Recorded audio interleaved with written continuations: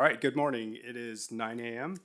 I will call this meeting of the State Public Charter Authority to order. Again, the time is 9 a.m.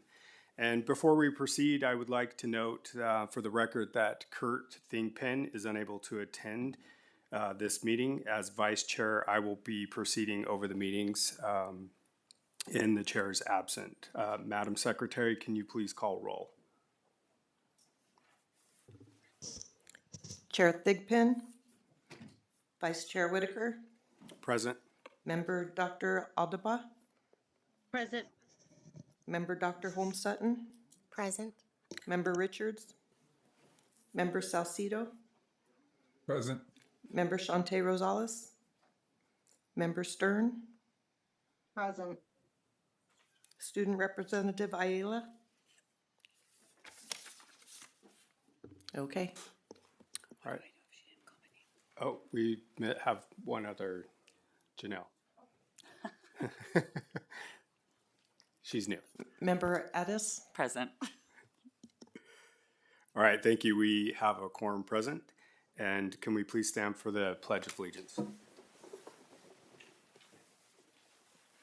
I pledge allegiance to the flag of the United States of America and to the republic for which it stands, one nation, under God, indivisible, with liberty and justice for all.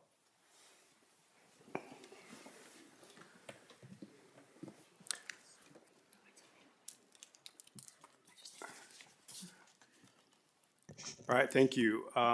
We will now move into public comment number 1. And just as a friendly reminder, public comment will be taken regarding any item appearing on today's agenda. No action may be taken on a matter discussed under this item until the matter is included on a future agenda as an item on which action may be taken. Public comment will be limited to 3 minutes per speaker, subject to the discretion of the chair. So we will begin with public comment in the room.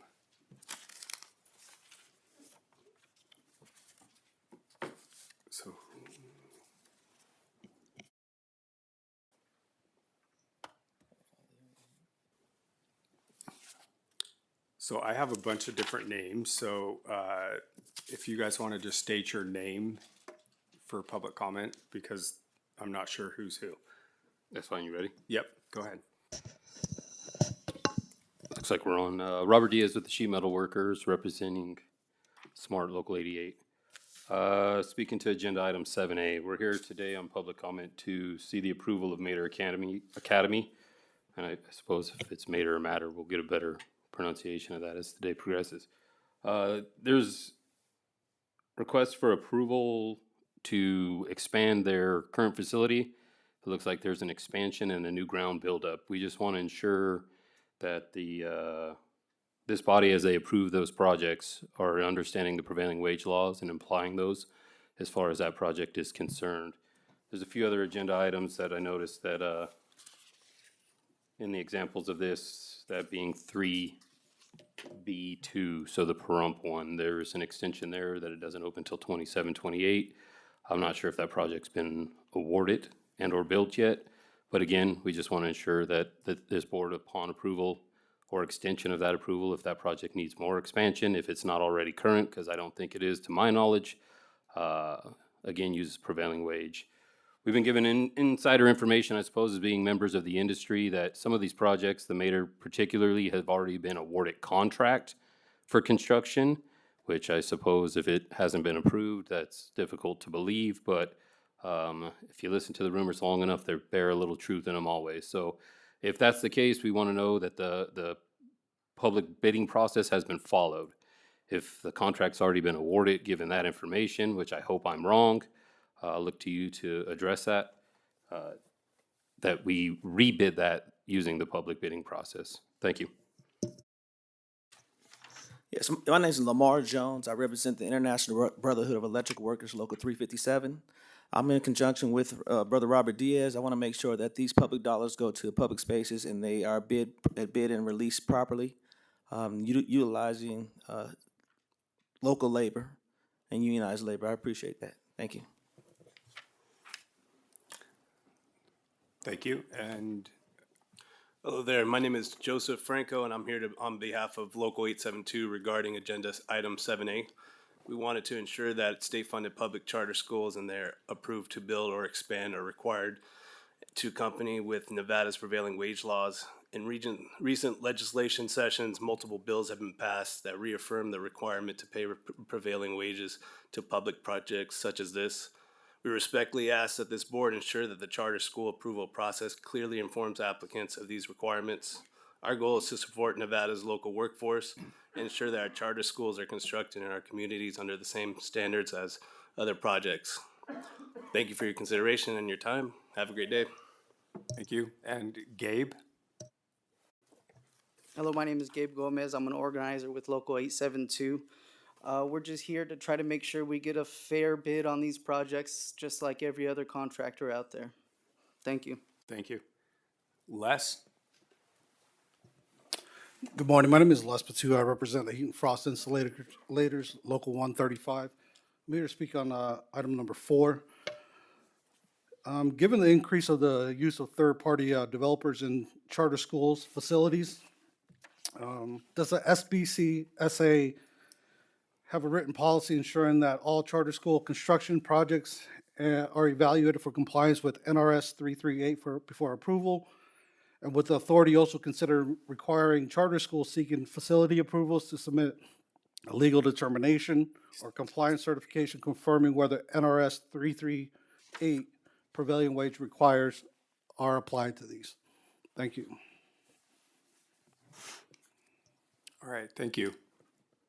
I think that completes the public comment in the room, and we can now move to public comment online.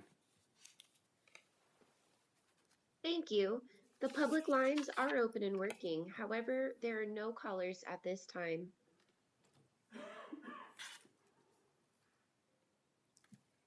All right, well, thank you. So it seems that there is no public comment online, so public comment number 1 is now closed. Moving on to agenda item number 3, approval of the consent agenda. The consent agenda includes several items that are considered routine and may be approved together unless a member of the authority requests that an item be removed for separate discussion.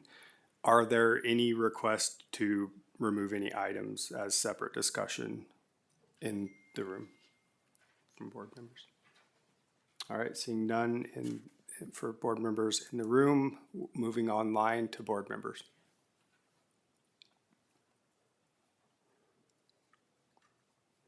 All right, I would just move to approve the consent agenda and need a motion to approve. This is Member Salcido. I'm motion to approve the consent agenda. Member Holmes Sutton, second. Thank you. All in favor, say aye. Aye. All right, motion carries. Okay, we will now move on to agenda item number 4, the SPCSA Charter School Governing Body Governance Standards. And as Vice Chair, I will be presenting the governance standards. And I just wanted to take the time to just remind everybody what the governance standards were, the purpose, and what the standards were today. So the purpose, the governing body of a public charter authority is responsible for ensuring the success of the school and its students. While the school leadership and staff manage the day-to-day responsibilities of operating the school, the governing body is ultimately accountable for the charter school sponsor for academic achievement of students, effective organizational practices, and strong stewardship of public funds. These government standards, developed in alignment with Section 3 of Assembly Bill 419 for the 81st session of the Nevada Legislature, now codified as NRS 388A.224, describe the standards by which the state public charter authority defines strong charter school governance. Public charter schools sponsored by the state public charter school authority should use these standards as a North Star for evaluating board effectiveness and guiding board member development. So the 6 standards that we follow are: 1, focus on student growth, achievement, and social emotional well-being. 2, ensure an effective and well-run organization. 3, manage financial resources responsibly. 4, commit to long-term success. 5, ensure strong leadership and effective partnerships. And 6, operate and serve of your school community. So that will complete the government standards. Are there any questions from board members in the room? And board members online? All right, thank you. And this item has no action required, informational only. All right, we will now move on to item number 5, the SPCSA Executive Director's Report. The Executive Director, Melissa McAdam, will provide updates regarding school highlight, delinquent PER contributions, and new schools. And I'll pass it to you, Director McAdam. All right, good morning, everybody. We'll start off with a school highlight. We love highlighting good things that are going on at our schools. So today we're going to be highlighting Signature Prep's low chronic absenteeism rate. For the second consecutive year, both elementary and middle school grades registered rates below 5%. Elementary school reported 3.2% for the 24-25 year, and middle school reported 1.9%, well below the SPCSA's district average of 16% for elementary and 13% for middle school grades. Additionally, the SPCSA's academic performance framework, the elementary and middle school earned 5 out of 5 points on the chronic absenteeism reduction indicator, helping the school meet the APF standard. So congratulations to them. As far as delinquent PERS goes, you can see that Mr. Kern has significantly paid off part of Nevada Prep's PERS balance. So we are hoping that it is a done deal here in the next couple of months, and we no longer have this on our agenda. New schools update. The SPCSA staff met with all schools in their incubation year on March 2nd. And starting next month, we actually only have one school that's going to be opening, but next month Wildflower will come and present to you kind of where they're at and give you an update on their progress. So we look forward to hearing from them next month. Also wanted to highlight a couple current events that have been happening. I attended charter school visits in Northern Nevada with 4 members of the Legislative Council Bureau and 3 members from the Governor's Finance Office on Monday, March 2nd. Seeing Schools in Action provides these nonpartisan fiscal and policy staff with important context and a practical frame of reference that strengthens their fiscal and policy analysis related to charter schools. When organizing these visits, we intentionally aim to showcase a diverse cross-section of Nevada's charter schools, including Title I schools, small schools, different grade configurations, newly opened schools, under-enrolled schools, schools with waiting lists, and schools that utilized the Nevada Charter School Facilities Fund to finance their facilities. Our aim is to provide a balanced and transparent view of the charter school sector by highlighting both its strengths and the challenges it faces. On March 26th, just a couple weeks from now, Marina Cutler, Director of School Support, will be going with the same group of people to several charter schools here in Clark County. So those are always really fun days. We usually do those in the interim years. And then finally, I had to include in my report about the public meetings because February was an absolute marathon of the SPCSA appearing at various public meetings. So we appeared before the Board of Examiners, the Metrics Subcommittee of Accountability and Design, Truckee Meadows Regional Planning Agency, Joint Interim Standing Committee on Education, Interim Finance Committee, the School Funding Commission, and finally the Legislative Commission to get some regs approved. So it was a very busy month appearing before all of those public bodies, and that's all I've got for you. Happy to answer any questions. Thank you, Director McAdam. Are there any questions or discussion from board members in the room? And any discussion or questions for board members online? All right, seeing none, thank you. This was just informational only, and we will move on to item number 6, proven provider updates. So SPCSA staff, school representatives will provide an update regarding academics of math and science Nellis. And I think I turn this back over to you, Director McAdon. Yes, we have with us today, they're appearing remotely. Members from the Academies of Math and Science are going to give us an update. As a reminder for the public, this body voted to non-renew Nevada Prep Charter School at the end of this school year. That school will close. The school will be restarted with a proven provider, the Academies of Math and Science. You also approved their reopening plan.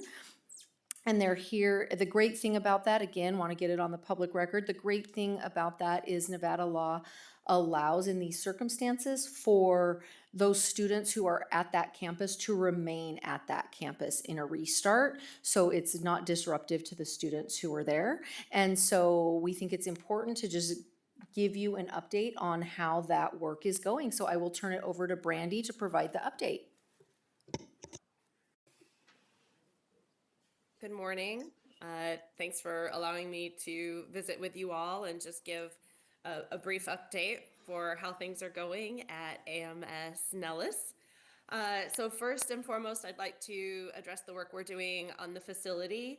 We've been working closely with Building Hope and the lovely Jerry Zayatz to address facility errors and issues.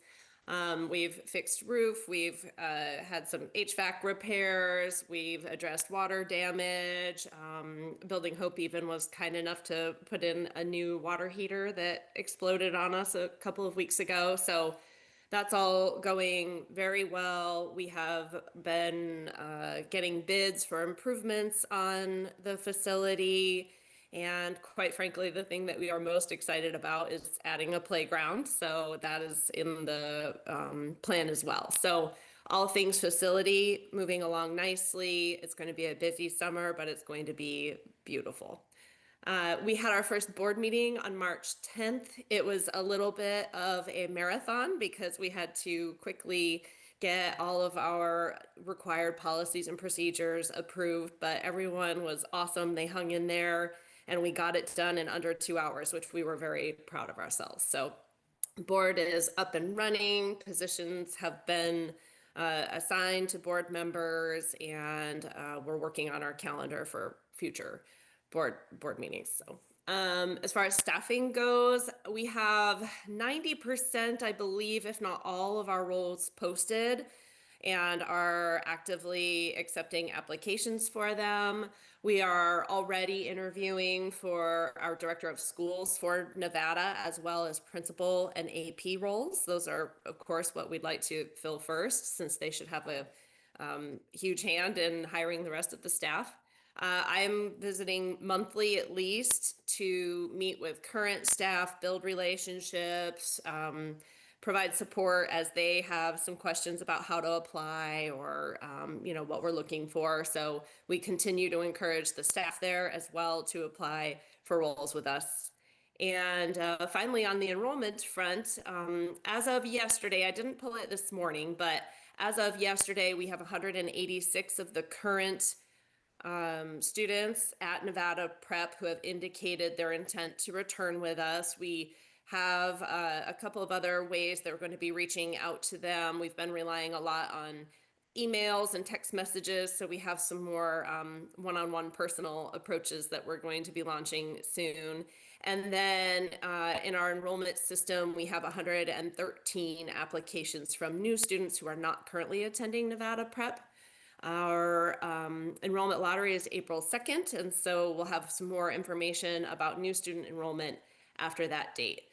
And we've held 2 parent meetings so far at the campus and have the next one scheduled for April 1st, and we will continue to do that and hopefully just continue to engage the community and get people excited about the school. So that's like I said, a really quick update. I'm happy to take any questions if there's any further lingering thoughts that anyone might have. Thank you, Brandy. I don't have any questions, but do any of the other members in the boardroom have questions? Let's move online to board members. And it looks like Member Salida. Hi, thank you, Mr. Vice Chair. Thank you, Brandy, for presenting today. Just, you mentioned it, but I missed the stat. How many of your current families did you say are coming back? Do we have that number? So far, it's 186 of the approximate 500 students that are currently enrolled. We do expect that number to increase. We suspect that potentially the phone numbers and emails that we have on file are somewhat out of date at the campus. And so that's why we're going to be doing some more in-person outreach and maybe some old-fashioned like flyers home, just to make sure that we're getting that application link out to, or that re-enrollment link out to all of their current students. So plugging away on that, considering we've only been actively working to get those re-enrollments for about three or 4 weeks. We're actually really happy with that number, but we do expect it to increase. Okay, thank you very much. All right, is there any additional comments or discussion from board members online? All right, well, thank you. Thank you again, Brandy, and congratulations. It seems like there's a lot of good momentum moving forward. Thank you. Yeah, thank you. All right, we will now move on to agenda item number 7, charter school contract amendment applications. So SPCSA staff will provide recommendations regarding charter amendment applications submitted pursuant to NRS 388A 276 and NRS 388A 279. And I believe I will pass it over to Mr. Peltier. Thank you, Vice Chair Whitaker. Danny Peltier for the record.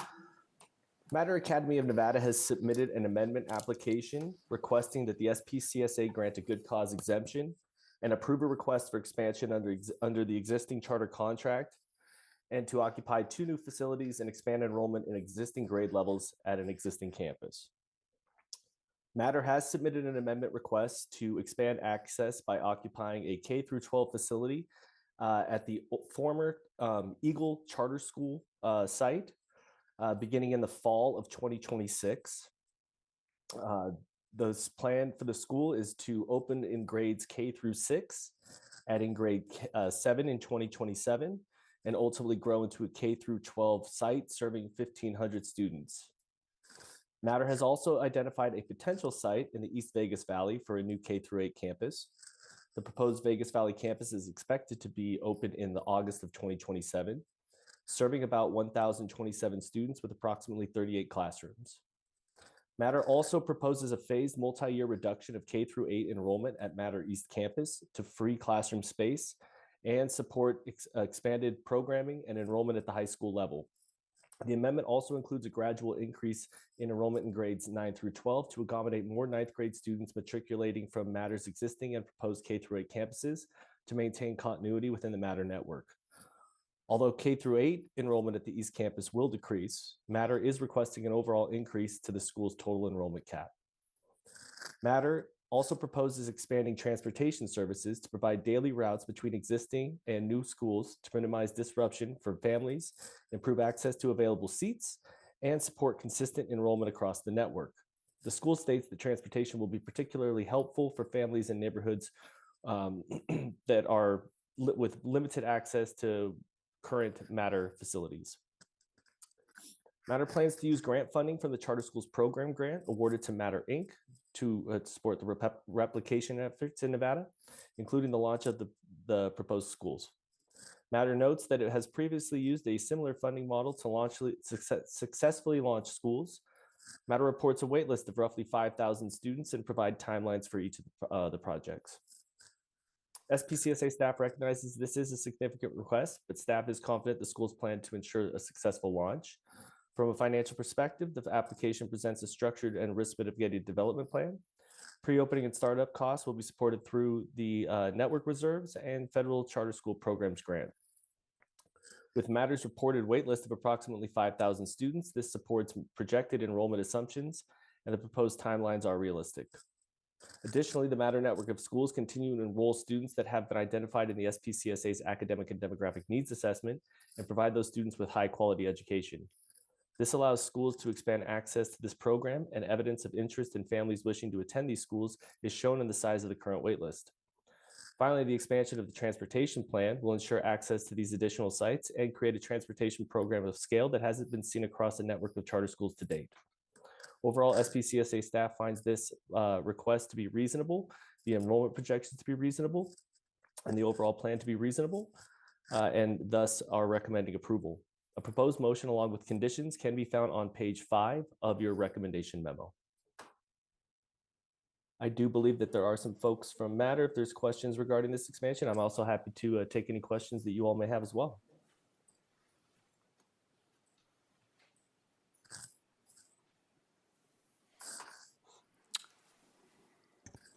All right, thank you very much.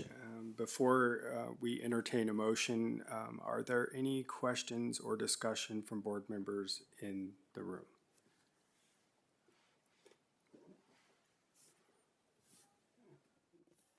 Good morning to you, Member Holmes Hutton.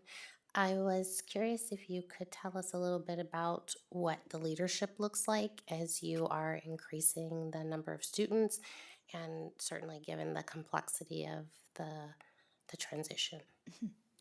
Renee Fairless for the record. First of all, one of the great things about our system is we've retained our leadership team from the very beginning. So we're in year 12, and I have people with me. In fact, one of them's here in the audience today that have been with us in our leadership capacity, starting as teachers, instructional coaches, worked our way up to assistant principals. So I'm super excited about being able to provide an opportunity for them to continue to grow. So even with 2 campuses, we have people that are certainly waiting. We always fly these positions to also look for other candidates outside of our organization that may be more qualified or certainly, just interested in being part of our system. But in terms of the leadership, we've been developing that. I have a strong core team and people that are very invested in and continuing to do what we do for our students. I think there was a second part to the question. Tell me what it was. No, I didn't have a second part. Okay, good. Just acknowledging the complexity of the transition and curious about the leadership. I appreciate you. Thank you. Thank you.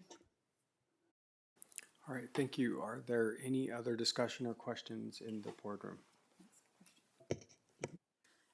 Member Addis, for the record, I was wondering if we could just get a clarification of the timeline for the proposed transportation plan for the Matter network. Renee Fairless for the record. We currently have the transportation grant. We use 4 buses at Matter East right now. We also utilize buses that pick up at our feeder programs. So for example, at Matter Mountain Vista, at Matter Bonanza, and Matter Cactus, and transport those students. We will be applying for additional transportation funds. My understanding is at least right now they're still there. And so we're waiting for that approval today, and then we'll put that in our request. We typically think that probably 2 buses will help in that transportation, but as I said, we'll also utilize what we currently have and to move students from site to site. What we often see is we don't want to take from our feeder programs, and so what happens is, as I said, we'll have parents drop off there, and then we transport the high school students over to East. Makes it just much easier for our families. So we do anticipate providing transportation just as we have since the transportation grant first came out. Thank you. And just to clarify, you anticipate being able to, because the proposal is to open in fall of 2026 at the former Eagle campus, so you anticipate being able to provide transportation immediately for students? 100%. There's enough buses there now to run routes if we need to do that, but we will request additional funds so that we can have buses, or at least a bus for that particular campus. But there's enough with what we already have in order to make those transitions. Awesome, thank you. And then just one more clarifying question around, I know that the assumption is that enrollment will not be an issue at the new campuses because of the extensive wait list that you have.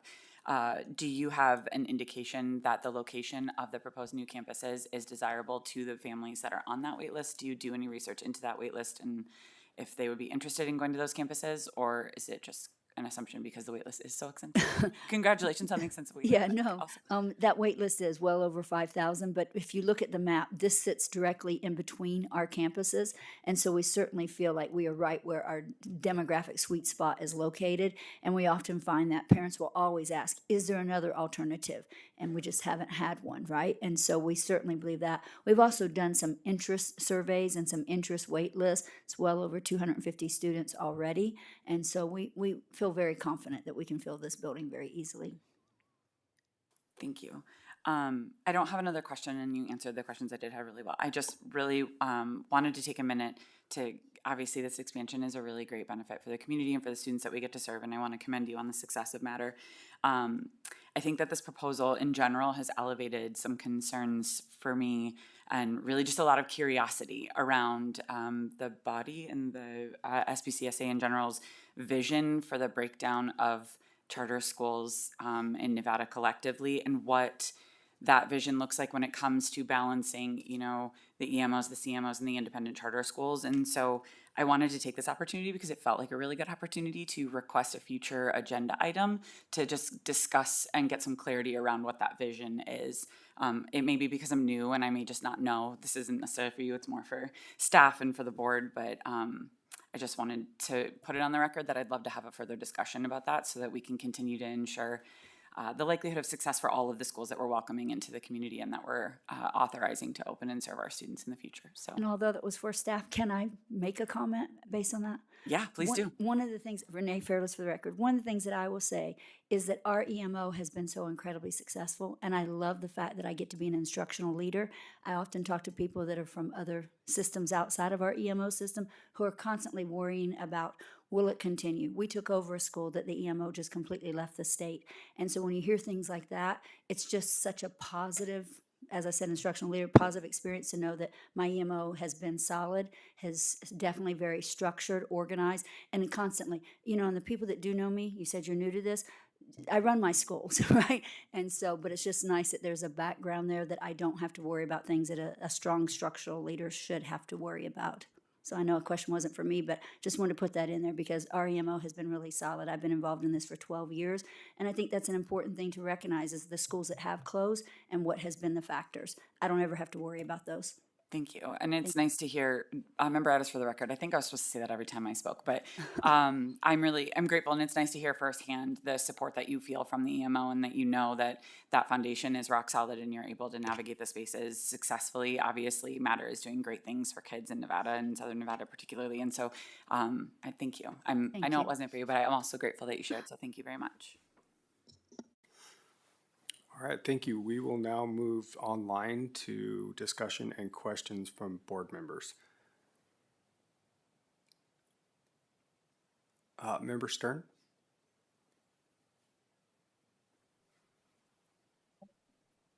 Member Stern for the record. So I know that Danny touched on this briefly, that as a whole, your schools have been meeting the demographic and academic needs that the SPCSA aims to serve. And I know that we can kind of see that, and you have your extensive waiting list. You talked about it being within the neighborhoods that your schools are currently serving, but can you just briefly speak with this increase in enrollment, what your expectations are, and continuing to see the demographics that we're looking to serve being served by this increased enrollment? Sure. Renee Fairless for the record. Where we sit on the east side of Las Vegas is definitely an area where the demographic that we've continued to serve for 12 years, heavily Hispanic, heavily African American. And so we know that by providing I can't even speak, excellent educational opportunities, those families will continue to come. And so that's certainly what we feed into. The transportation has made it easier for those families that are typically our working families, excuse me, to be able to access our schools and what we're providing. And so I think when you look at our wait list, it is the demographic that we have served and continue to serve. And as long as those people keep applying on the wait list, those will be the students that we do serve. And I do think that that's what Matter's become known for, is those Title I food insecure, at-risk type of families where we provide a continuum of services far after the school day ends, whether it's in through 21st century grants and after-school tutoring and programming and weekend events, tutoring, all sorts of things that we provide. It just really serves that demographic, and families find that very important to them, and so they continue to come. And the wait list, as he mentioned, is well over. I actually brought it with me for each of our campuses, and with a total of over 5,000 students. And so when we look at that, Mr. Ballou from Academica has done a heat map before, and we do primarily service students that are in the area. Even with transportation, the students that are coming to our school are primarily centered on the east side of Las Vegas, with some outliers that have been with us for 12 years, and so even though they move, they continue to stay with us. It's the other thing I wanted to mention, our retention for staff and students is probably one of the top, and that's really important to us because we know those families, once they find us, stay with us. Did that answer that Member question? Stone, for the Member Stone, for the record, yeah, that did answer my question. I am curious. I know you have that extensive wait list.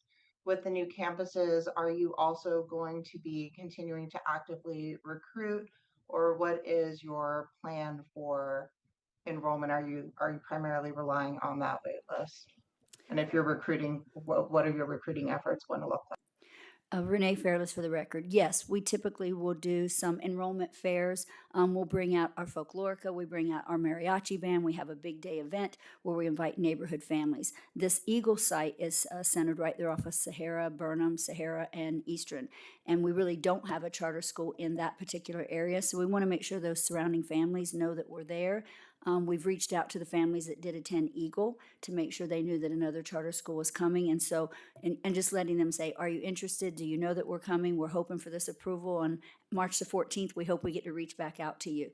And so we definitely would do enrollment fairs. It's kind of our cornerstone because if nothing else, it keeps the wait list healthy and it makes sure people know that we're in the neighborhood and we're trying to serve the neighborhood. So we will continue to do those same things that we've always done. Big events, you're welcome to come to them. I'll send it to SPCSA so you can come on down and join us.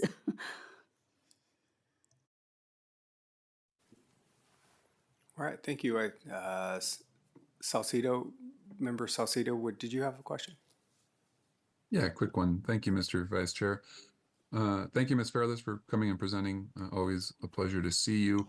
The amendment that's being requested is a significant one. And normally I think I would have some hesitation on such a big request. But I don't have that hesitation with Matter Academy.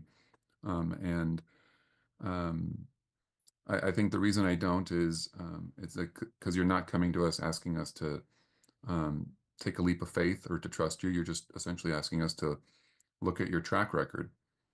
In my mind, Matter Academy serves exactly the kind of population that public charter schools in Nevada should be serving, and does so exceedingly well. Again, not based on hope, but based on what I'm seeing, consistently 4- and 5-star ratings at every level. And so I think my only question for you, ma'am, would be any kind of successful organization or group, there's always a risk, right, of the product or the quality of what goes on there being watered down the more you grow. And so I just wanted to hear from you kind of the level of your confidence. I assume you're very confident or you wouldn't be here. But can you speak to kind of how you take that concern into account in terms of being able to maintain the quality that has happened over the last 12 years now to a larger population? Renee Fairless for the record. I love those types of questions because, I mean, the proof is in the pudding, right? We do this. And I become the more frustrated when I can't serve the families that need us the most. When you look at the areas that we're in, the quality of education just doesn't reach the standard that we have. Our model is out of Florida, and we've consistently followed this instructional model. We know that it takes a minute. We just took over Cactus Park, and that growth isn't as fast as we'd like to see it. Yet when you hear kids going down the hallway talking about, I reach my typical growth, I reach my stretch growth, which is what we really want to see with them, you've realized you've changed a culture of students who now are really focused on their academic improvement and the fact that the culture of the the school has changed dramatically. And so that was a tough takeover because it's a small school, small setting, very, very diverse group from what we've built over the years. We call it matterizing our students. And so it's a process. So we do know that it takes a little bit of time to see that growth and to see that change, but we know the model works, and we've proven that over and over again, whether you look up north or whether you do look at what we've done in our schools here. So I think as long as we consistently find educators that are willing to follow the model and to understand that it's a strong instructional model, I often say to people, you've been trained your whole life to lead, and now I'm asking you to follow, because it is a very pretty strict map of what we do at Matter Academy, and we've proven that it works. And so I think as long as we continue to enforce that, as long as I stay the way that I am, of like, this is what we do and why we do it, I think we're always going to be successful. And as long as the authority realizes that we understand it takes about 3 years to fully make the transition that we want to see in students, but we've proven that given that 3 years, we really can change the trajectory of a student. And that's, how I would answer that. I think Ms. Satori, our board chair, wanted to speak to that as well. Thank you very much, Lisa Satori, for the record. And I've had the opportunity to serve on the board since opening year, and so when we started in the church, and so it's been great. But I feel all of the growth has been very strategic. Like Principal Fairless spoke of, it has been very intentional. When a good structure is put in place, the leadership has been in place since the beginning. We've had the same leadership, and what I've been able to see as a board member and board chair is how the campuses and the staff reach around one another. And anytime we do take on more enrollment or a new campus, they're there on campus. They're collaborating together. They're working with those new teachers. So it has never felt rushed. It has felt, that we're ready.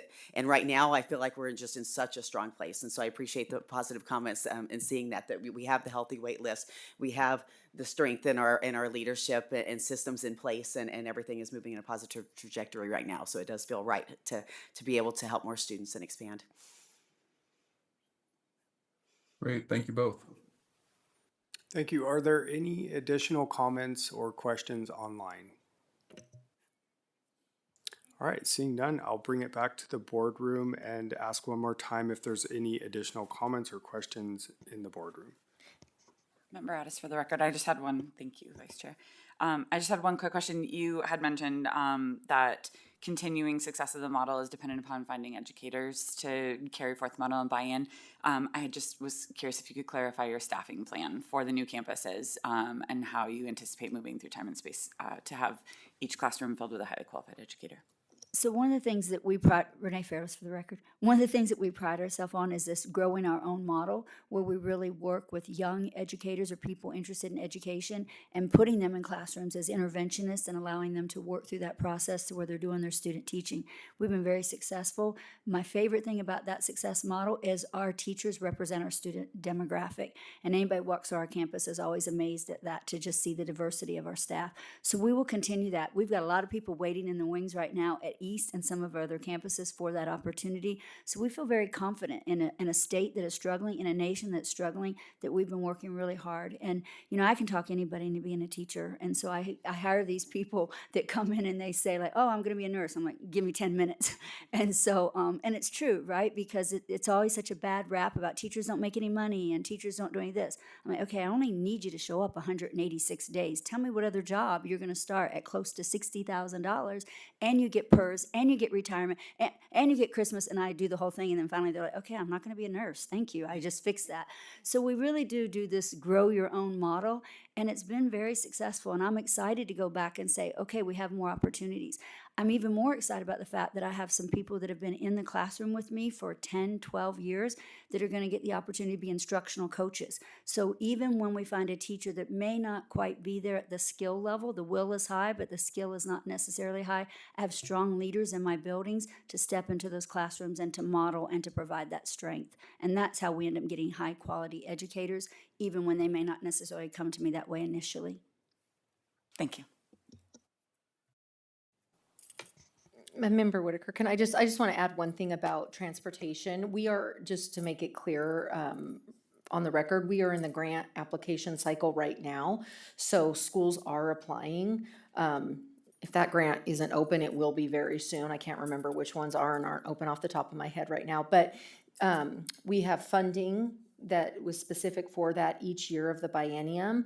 And our priority when we're funding that is to maintain the programs that are already in place, right? And then we look to schools that are brand new schools opening that prioritizing Title I that would want to add transportation. And then we look to schools like this who have been successfully doing so and expanding their operations. So it's very, very likely that I can't make any promises, but it is very likely that there will be enough funding to let them expand a little bit and add those 2 additional buses. So just so you understand how that works. Renee Fairless for the record, March 23rd. That's why I really need this approval today, so I can put that in there. All right, thank you. Seeing no further questions or discussion, I will entertain a motion regarding staff recommendation.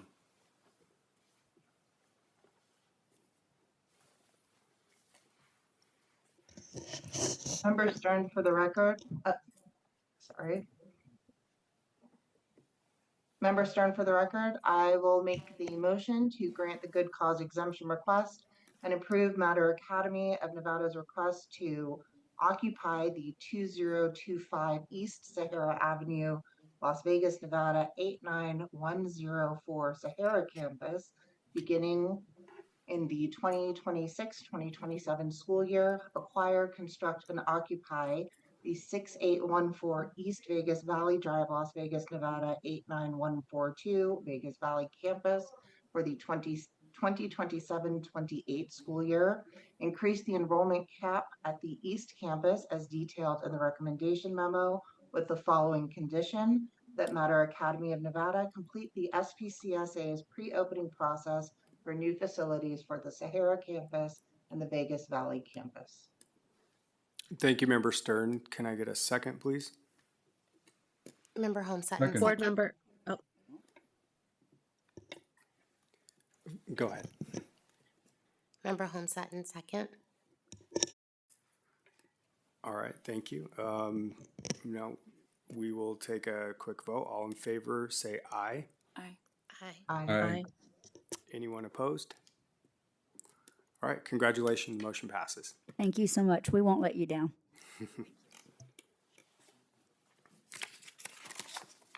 All right, we will now move on to Pinecrest Academy of Nevada Virtual Campus, and I will put it back to you, Mr. Peltier.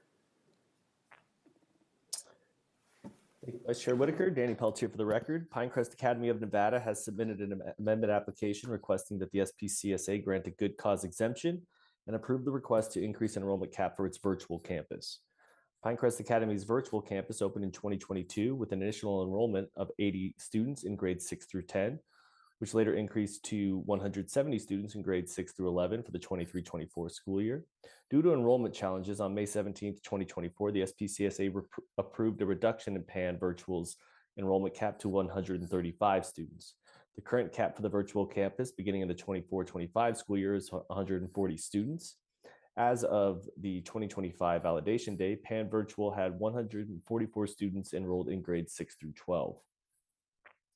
According to the amendment application, enrollment patterns have since shifted significantly at PAN Virtual. As of January 2026, the virtual campus has an active waitlist of 141 students. Additionally, Pinecrest noted that this sustained enrollment demonstrated that the temporary reduction cap is no longer aligned with the current interest, program capacity, or the needs of the families seeking the high-quality distance education. As such, Pinecrest is requesting to amend its charter agreement to increase its enrollment cap from 140 to 182 students beginning of the 26-27 school year. Pinecrest stated in the amendment, if the amendment is approved, the enrollment increase will be implemented in 2 phases. Phase 1 occurring from March through April 2026.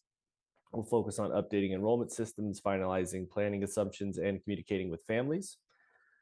This early engagement is intended to promote transparency and allow the school to align projected enrollment with available capacity before the academic school year begins. Phase 2, from May through June 2026, will focus on operational readiness, including confirming student schedules, finalizing course sections, and adjusting staffing to maintain appropriate student to teacher ratios. SPCSA staff is in support of this request. Pinecrest Virtual was originally approved to serve a similar enrollment total when it was approved back in 2022. After a few struggles in its opening year, the school has increased its enrollment while improving academic outcomes in the most recent 2 school years.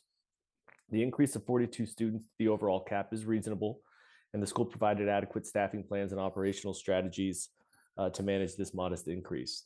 A proposed motion can be found on page 3 of your recommendation memo. Happy to take any questions, or I believe we have some folks in the school here as well. Take questions if you all may have them.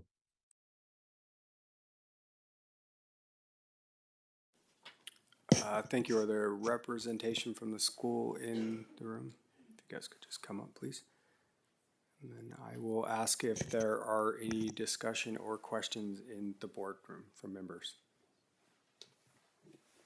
Member Holmes Sutton, if I may, my question was around the teacher-student ratio that you mentioned. Are you able to provide specifics about what that is in terms of the preservation? Thank you. The current student-to-teacher ratio, right now, it does vary class by class because many of these, as they're being high school classes. But I do believe the average overall is like 20 to 1. And if I may follow up, acknowledging the staggering and the diversity of the ratios, would you say that that K3 is smaller than your 3 through 5? So right now, we're just serving grades 6 through 12. My sincerest apologies. And so acknowledging the changes for the students, the lower grades would be having less students to teacher ratio? Yeah, there's definitely a higher population in the middle school grades right now as they have started over the years and are growing up. Whereas in the like 11th and 12th grade, there's fewer students there, so that's why those class sizes are much smaller. And right now, as you noticed or heard, we want to be able to open things up even this year because there's so many students in 6th grade that want to be accepted now. We just ran the lottery, and there's so many students on the wait list. We're afraid that if we wait too long and don't accept them in, that they'll find other places to go. So again, our numbers will be much stronger in the middle school grades, and hoping as we continue to grow this, we really want to expand this program across the whole Pinecrest system, and you know, be back in future years asking to increase these numbers again. But the request to do it quickly is because we're afraid so many students on the wait list will find other places if we don't bring them in quickly. And how many teachers would you need to bring in for those additional? Would that be 2 for the 1 to 20? Yeah, thank you for that question. That's great. I think right now, as we're currently staffed, many of our teachers who teach this are doing this in addition to their face-to-face teaching responsibilities. And a lot of that has been happening from our Cadence campus. And so we do hope to expand that and offer that to other teachers across our Pinecrest system. And eventually, we really want to expand this so that we're servicing our students at our K-12 Sloan Canyon campus, and also servicing more students at our Springs campus as it continues to grow and expand. So we're really looking forward to, you know, in future years, this growing even more. But right now, our numbers, we're at our top 10%. And with so many students that just applied during the waitlist process, during the whole open enrollment, we're really excited to expand our numbers and welcome them in. Really quick, will you just put your name? I know you, but will you just really put your name on the record for us? So sorry, Michael O'Dowd for the record. Thank you. All right. Are there any additional questions or discussion in the boardroom from members?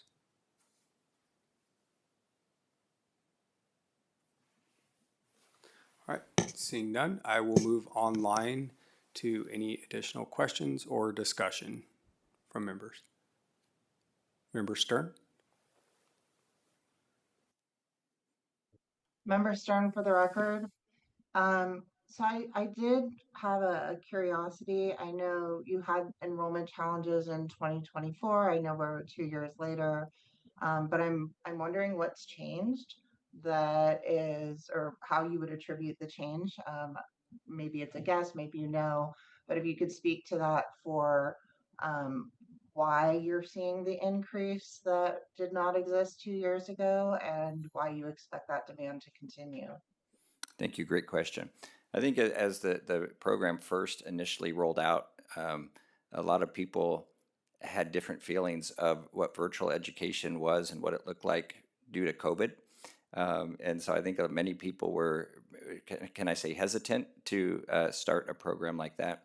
And I think now, as a few years as it's being in place, that more and more families are seeing that as a good option. I think the neat thing, what we really want to do, what we hope to do, is expand this further, where we're really seeking out students.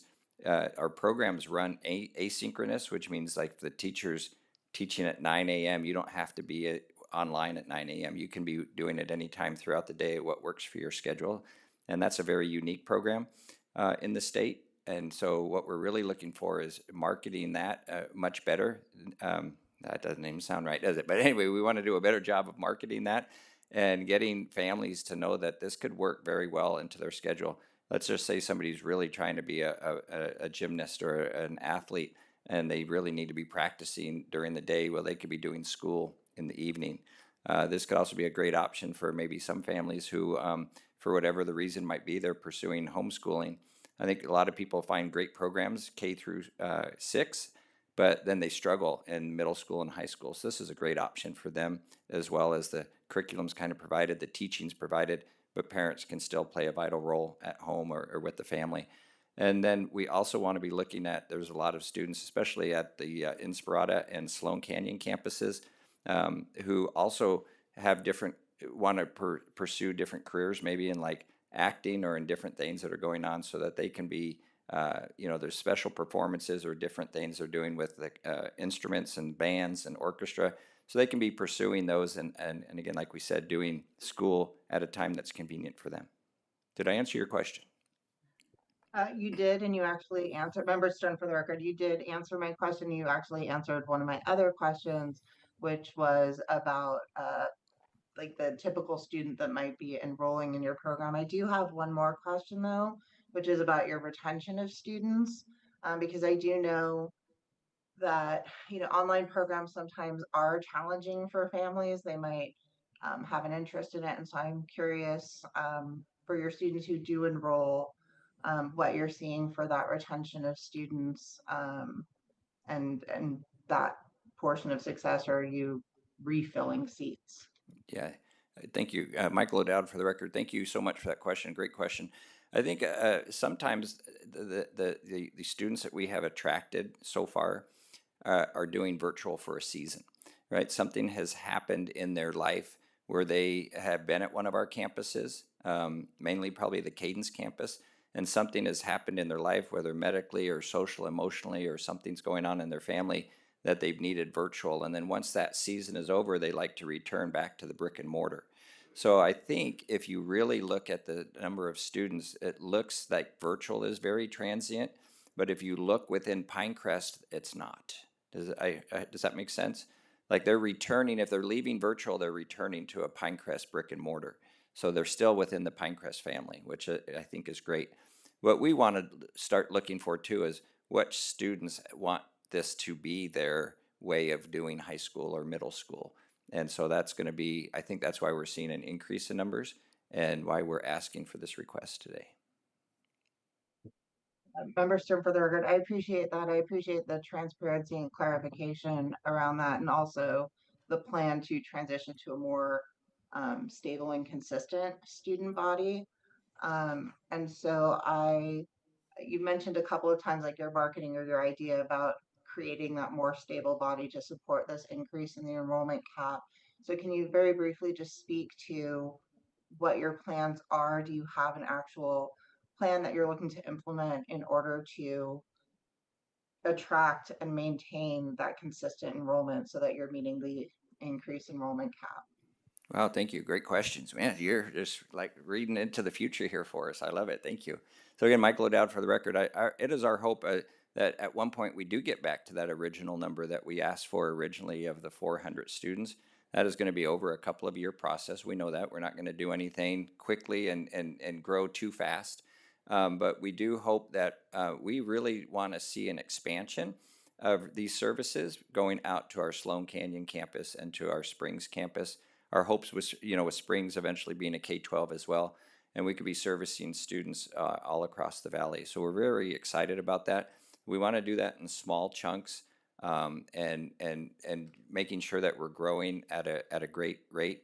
And so my position right now is kind of new in that, coming in and helping to grow virtual and reach across multiple campuses and not just the Cadence campus, if I can. Members served for the record. I'm not quite sure that answered my question. I guess Okay. my question is like, what efforts or discussions are you having with families or with community to bring to life what you're looking for? Because you're asking for the enrollment increase now, and I'm wondering what work you've done to make sure that that is being maintained, and that you're going to be able to maintain that moving forward. I got you. Does Thank that you so make much. sense? Yes, Michael O'Dowd for the record. So thank you. So moving forward, we definitely need to increase our advertising. I think that would probably be an area that we probably most need to improve in getting the word out to families, not only across Pinecrest, but throughout Southern Nevada, and really trying to increase our advertising and letting people know that this is an option, especially that the asynchronous part is a good portion for us. We also want to expand and actually, like I said before, many of our teachers are doing face-to-face teaching, and then they're doing this like in addition.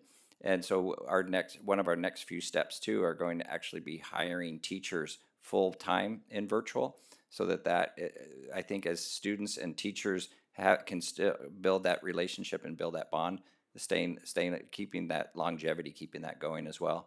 But a lot of our programs that we offer in brick and mortar, we want to still offer to these students. And so we want to, if you are living closer and you want to be at the Cadence campus, then in middle school and you want to do a sport team, then you could be on their team. If you're in middle school and you're living close to the Sloan Canyon campus and you want to play basketball, you can come and play with their team as well. And I don't think a lot of those options have been there in the past, but only at the Cadence campus. I think what we need to do is start getting it closer to their homes and getting people feeling like they're plugged in close to where they live. And so I think that's, anyway, I hope I'm answering your question with those are some of our initial thoughts over the next couple of years. But we definitely want to continue to grow programs within virtual, allowing for dual enrollment, allowing for CTE, allowing students to get a full program just like they do at a brick and mortar school. Thank you so much. All right, thank you. Are there any additional comments or questions online? All right, seeing none, I'm going to bring it back to the boardroom and ask if there's any additional comments or questions. Member Addis, for the record, thank you, Vice Chair. I have a first preliminary question for staff, just for my understanding. I'm noticing that on the SPCSA academic framework, the virtual high school is not rated. Can you just clarify for me why?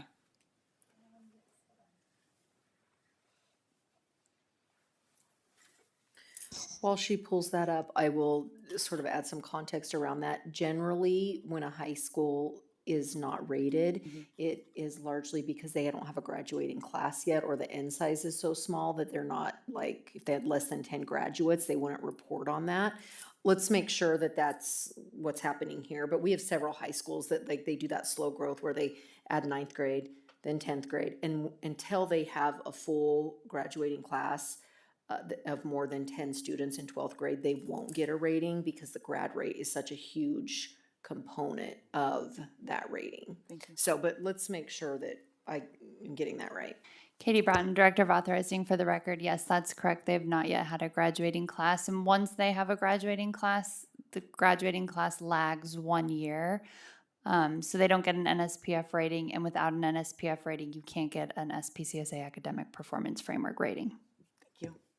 That helps my understanding. So thank you very much, Member Addis, for the record. Sorry. My follow-up question is for you all. So looking at the ratings and the academic framework scores, I'm noticing that, like, within the Pinecrest network of schools, the virtual campuses are falling below where those benchmarks are comparatively. And you had mentioned in your comments that a lot of students attend the virtual campus for a season and then funnel back into one of the other Pinecrest campuses. So can you just talk about maybe why that discrepancy exists, and also how you're ensuring that students who leave the virtual campus after the season, whatever that season may be, and re-enter a brick and mortar Pinecrest campus or any other school, how we're ensuring that they are at the same academic level of achievement as the students that are attending those brick and mortar campuses from the jump? Okay. Thank you, Michael O'Dowd, for the record. So I think as many of our students, when we say the ones that are coming for a season and are returning back, so of course they wouldn't count in that star rating, and I think those students are doing a little better academically. I think that the students that are staying as they've been in there, and I'm so new to this position, so I hope I answer this fully here, and I'll ask Trevor Goodsell if he has anything to add to this too. But I think what we find is attendance is so crucial. And many of these students, for whatever reason, if they are not checking in on a daily basis, then they're not getting counted in those scores, or it's actually being counted against us. And so we have made major efforts this year of actually calling and making those phone calls on a daily basis, and making sure that by our people calling home, that counts as they may have logged in, they may have done their class, but if they didn't make that attendance connection, we're losing or being docked some points. And so that's what hurt us the most, if I understand correctly. So I think we'll see a drastic increase this year, just due to that, of our making these daily phone calls. If somebody has not made the phone call on their own, somebody is reaching out to them. And so I think we're going to see a big swing in just with that. Awesome. Thank you so much. That did answer my question, so I appreciate you. Thank you. Member Addis, for the record, I do have one more question. So when we're talking about equity and access to these school models, I have curiosity around any practices that the virtual campus has in place to kind of bridge a digital divide that may exist for students who want to attend a virtual campus, but may not have consistent access to the technology needed to do so. Do you offer anything? Are there programs in place to make sure that those students would have access? And how are you noticing those services being used on a regular or somewhat frequent basis? Great question, Michael O'Dowd, for the record. So yeah, we have hired some interventionists who work with students who are struggling, and there's two ways that they can do that. They can continue to do that online, or we actually invite the students in and come on campus and work in a lab. So we have a virtual lab that is staffed with an interventionist who can really work with these kids and help them out. And one last piece, maybe to the last question too, is getting students to get in to take the state test or the ACT was a problem in the past too. And so now, staff members have literally gone to a home or met they can't test in their home, but they do meet them and then bring them to another campus, even another one of our academic family schools, and test them there. So that was another thing that hurt us as far as not getting everybody fully tested, and then they didn't count. But the big thing, back to this question, is I think that hiring these interventionists and having them working and really pulling kids in and having them work at school. And we're looking at actually trying to make sure that there's something in place that if you're not passing, that you're going to be required to come in for so many times a week to be in that virtual lab and to be getting that help and those interventions. Thank you. I appreciate your answers. All right, thank you. Seeing no further questions or discussion, I will entertain a motion.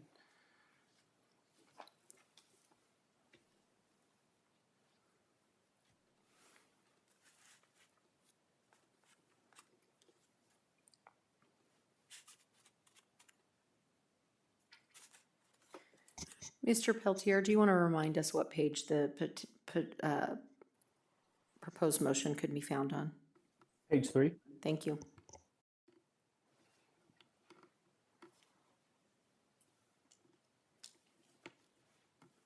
Member Addis, for the Board record. Member Aldapa. Yep, go for it.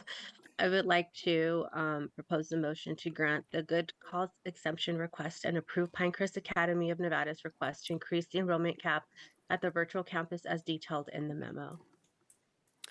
Thank you. And do we have a second? Member Addis, for the record, I'll second. All right, thank you. We will now take a quick vote. All in favor, say aye. Aye. Aye. Any opposed? All right, congratulations, motion carries. Thank you very much.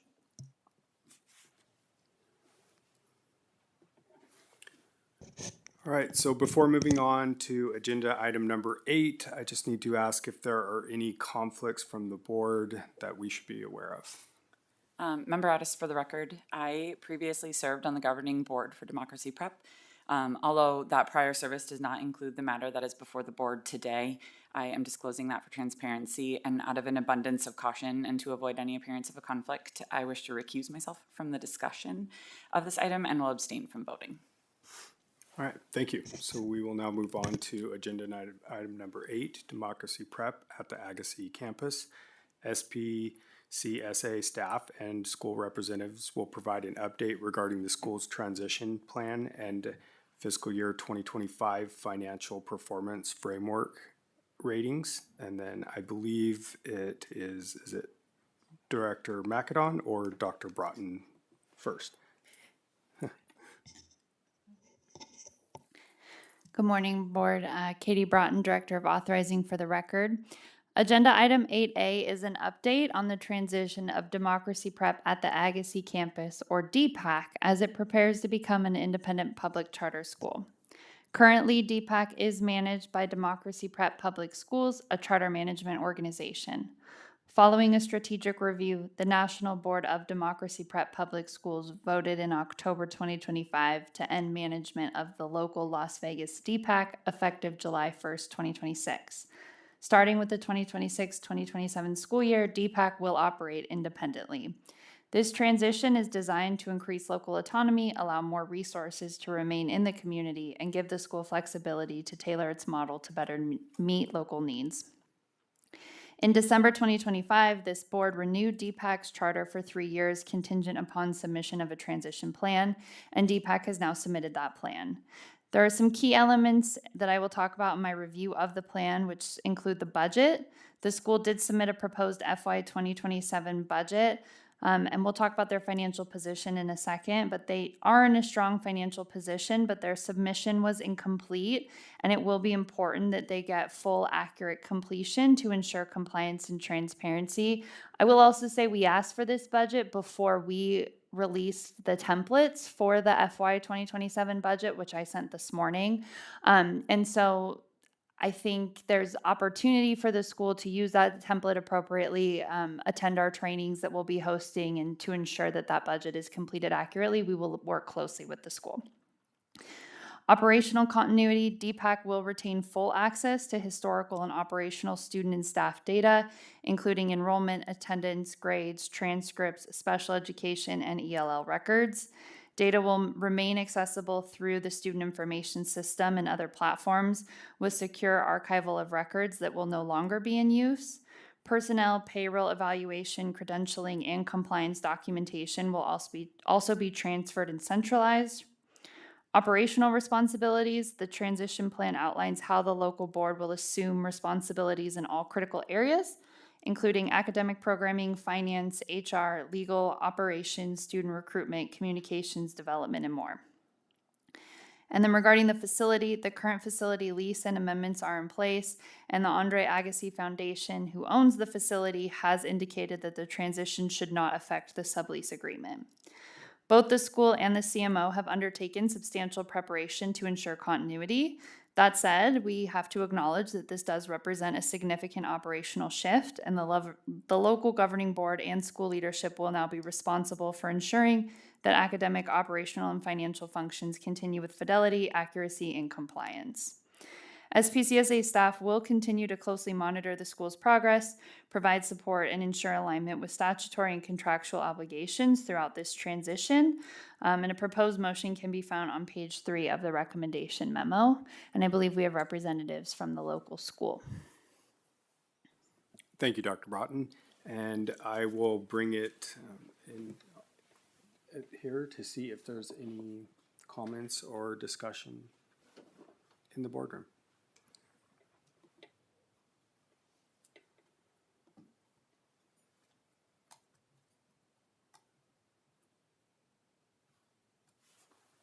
All right, seeing none, I will go online to members. Are there any discussion or comments online?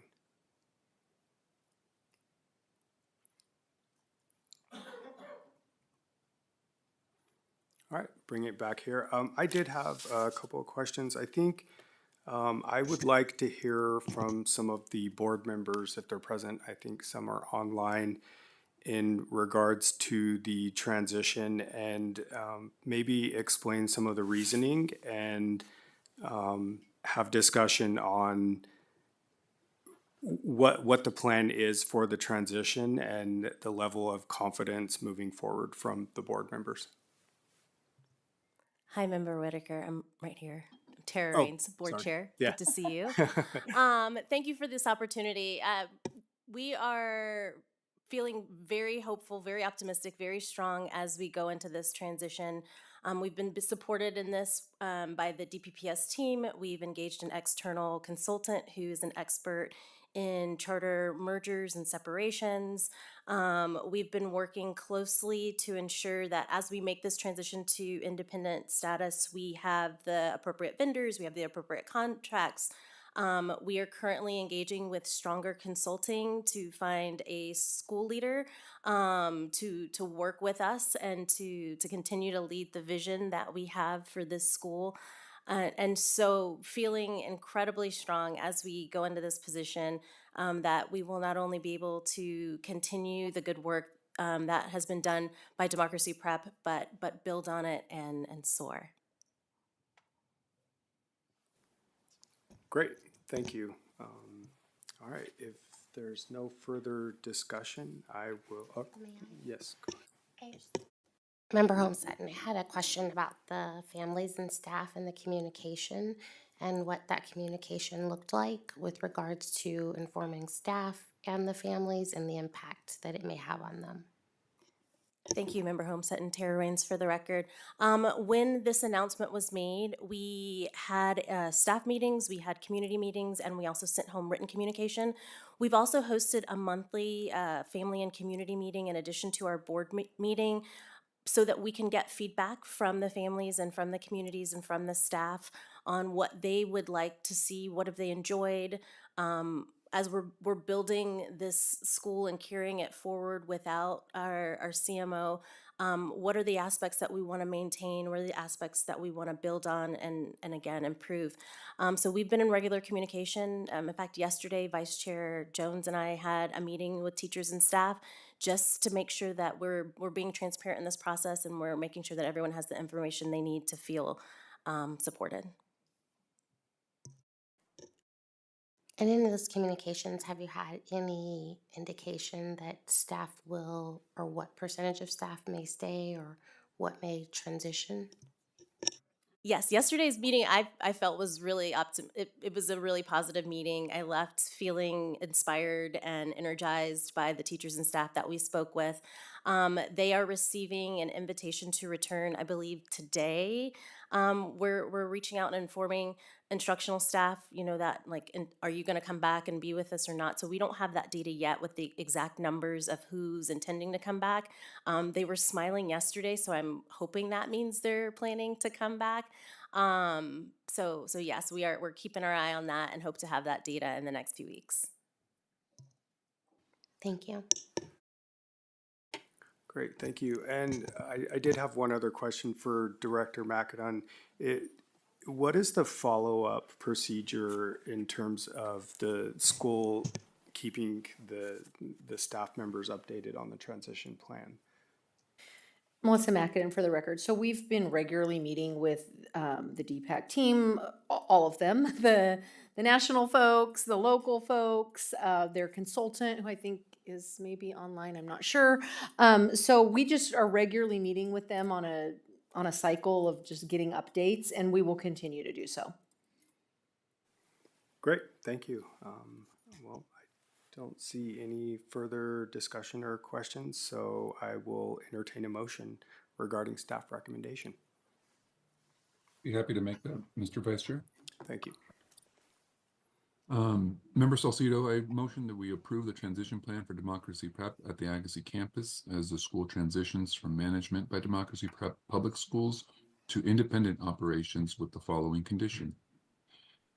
That Democracy Prep at Agassiz campus will collaborate with SPCSA staff to develop and submit a financially sound budget that is accurately completed in the required state template. The tentative budget must be submitted by April 15th, 2026, and the final budget must be submitted by June 8th, 2026. Thank you, Member Salcido. And can I get a second, please? Member Holmes Sutton, second. All right, thank you. We will now move to proceed to a vote. And all in favor, please say aye. Aye. And Aye. any opposed? Motion carries. Congratulations.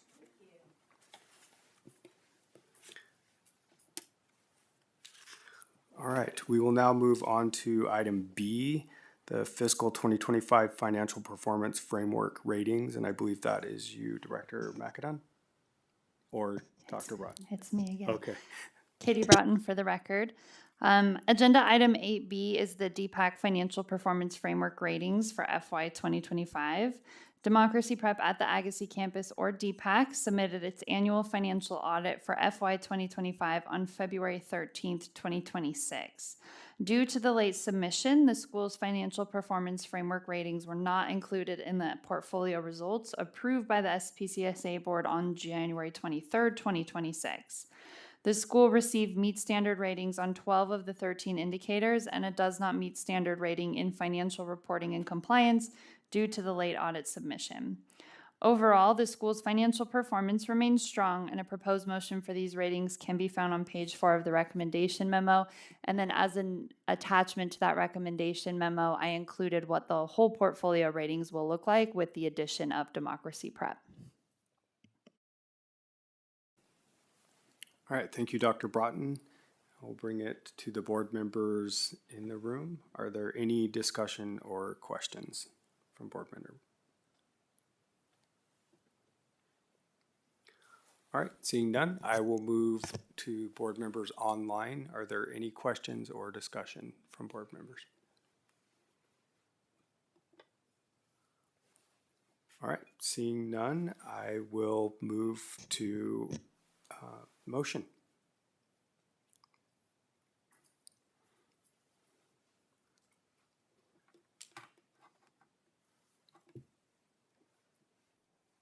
I appreciate you, Member Holmes Sutton.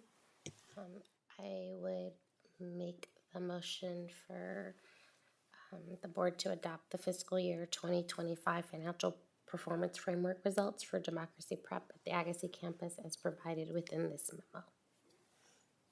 Thank you, Member Holmes Sutton. And a second, please. Second, Member Salcido. All right, all those in favor, please say aye.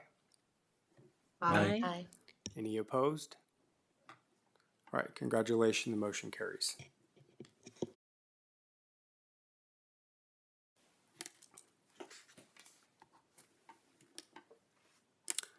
All right, we will now move on to agenda item number 9, the long-range calendar. Director McAdam will present the authority's long-range calendar and facilitate assignment of board members for governance standards review. Director McAdam? Thank you, Melissa McAdam, for the record. Just as a reminder, I know we're entering the busy travel season. So if you know of any board meetings that you are not going to be available for, please, the sooner you can let us know, the better, in case we have to scurry around and try to find a date to get a quorum. The sooner we know, the easier it is to make that happen. And other than that, that's all I've got regarding the long-range calendar.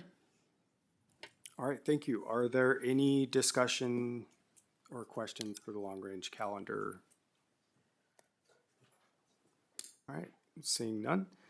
We will now move into public comment number 2. So just a friendly reminder, public comment will be taken on a matter not appearing on today's agenda pursuant to the NRS and no action may be taken on the matter raised during the item until the matter is included on a future agenda. And just a reminder that public comment will be limited to 3 minutes per speaker. Do we have any public comment in the room? Go ahead. Thank you, Robert Diaz, representing the Sheet Metal Workers, Smart Local 88. Agenda item 7, 3, 4, and 9. Congratulations to those that were approved today. I know that this board does a good job in ensuring that high quality schools get done. 338A, 150, repetitively given to me. That's your role. Keeping that in mind, obviously, we're just here to ensure that working families get to work on these projects. So given this board and all the governance under 9 and 4, I've read that bill extensively sitting here. Those that know me know that we do quite a bit of reading on our half of things, so we want to make sure that as far as the governance goes, you guys are ensuring that as initiated, and then every 3 years they're following, you're keeping those schools up to date on what this looks like. Circling back to the 7, given that that was approved today, there's 2 addresses there, so we just want to know that the follow-up after that and the bidding process is followed. And then it was on 6 that I believe Miss Adams from AMS Nellis, agenda item 6A. She stated, we have been doing the facility repairs. So given that we is that of AMS and not a facilities partner or any other circumstance that normally gets played out in the legalese of these discussions, is we, the AMS, doing those facility repairs exceeding the $100,000, again, available to the public bidding process for prevailing wage. That's it. Thank you. Thank you, Robert. All right. Is there any other public comment in the room? All right. Seeing none, I will move to public comment online now. Thank you. If you would like to provide public comment, please press *9 or raise your hand in Zoom to take your place in the queue.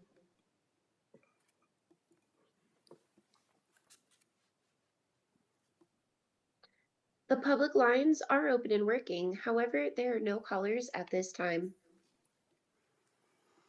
All right. Seeing no further public comment, we will now close public comment number 2. And then we will move to agenda item number 11, adjournment. It is 10:27 a.m. Thank you.